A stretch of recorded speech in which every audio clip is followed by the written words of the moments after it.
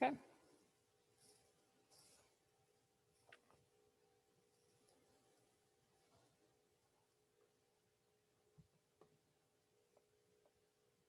Okay, I'm going to start in 3, 2, 1.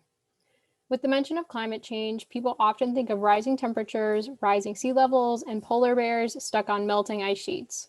Although all of these realities of climate change affecting our planet, wait, I'm going to start over. I just messed up that whole sentence. Okay. Okay. With the mention of climate change, people often think of rising temperatures, rising sea levels, and polar bears stuck on melting ice sheets. Although all of these are realities of climate change affecting our planet, there are significant risks that affect our health and well-being.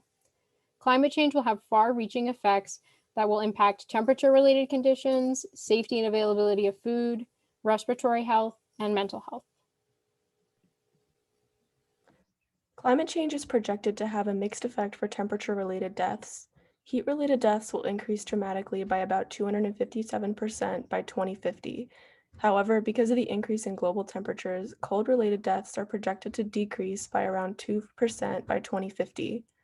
The figure above reveals that people ages 85 and older are most susceptible to dying from temperature-related causes.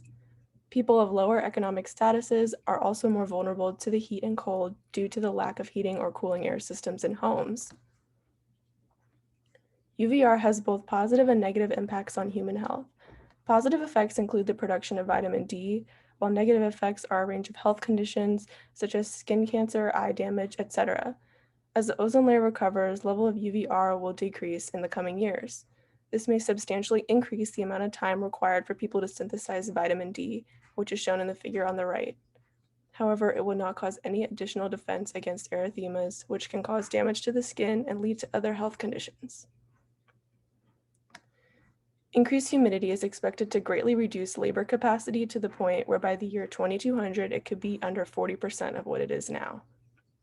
Decreasing trends can be seen in the figure on the top, where the blue line represents an outcome where CO2 levels become stable, and the red line represents an outcome where these levels increase as they are currently. The figure on the bottom comes from the United Nations University and depicts similar findings. Heat is having very negative effects on worker productivity. These projections suggest dangerous conditions for individuals who may have no choice but to continue working under heat stress and risk long-term health effects. Both the increased levels of CO2 in the atmosphere and the burning of fossil fuels significantly affect food supply.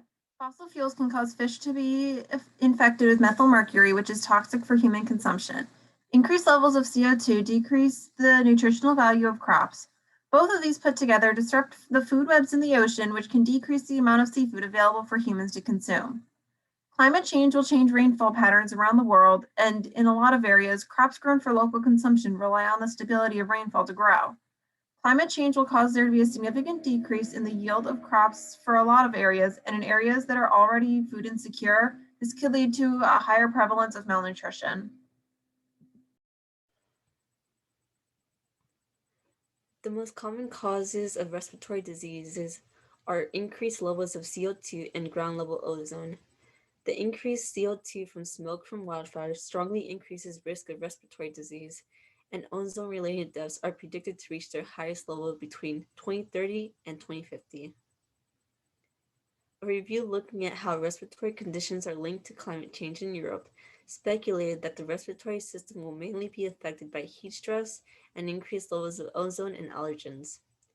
Ozone is an irritant to the lungs, causing oxidative stress, and its concentration is expected to increase as a result of fossil fuel combustion, releasing ozone or precursor molecules that produce ozone when it's hit by UV rays. Allergens and particulate matter in the air also cause irritation to the lungs, and they are also expected to increase as a result of changes in weather patterns associated with climate change, like fallout from increased wildfires and dust storms. Climate change will directly cause an increase in stress in people's lives through acute and long-term climate events.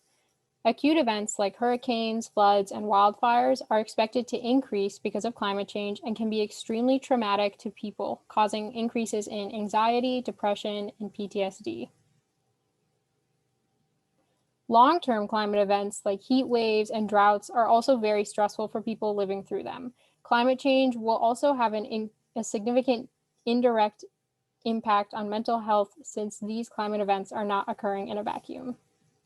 For example, with the stress you might go through with a rising sea level, you might also have to deal with displacement, migration, economic loss, potential injury or loss of a loved one, and potential civil conflict as a result of the rising sea level, all of which are extremely stressful. And even if you don't live through one of these events and their aftermath, just thinking of the possibility that you or a loved one might experience it can also cause stress. As you can see, climate change will have a significant impact on the health of people living through it, even in ways that can seem unexpected. Climate change will cause changes to the prevalence of certain conditions related to temperature, nutrition, air quality, and mental health. Here are our sources, and thank you for listening.